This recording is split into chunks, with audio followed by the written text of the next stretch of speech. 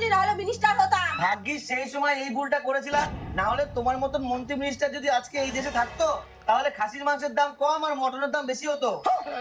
থাক, আমার অফিসে দেরি হয়ে যাচ্ছে।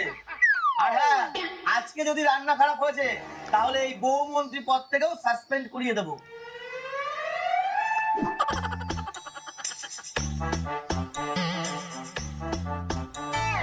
বৌমা, তুমি কি আর কোনোদিনও শিখবা না? ছেলেটা কাজে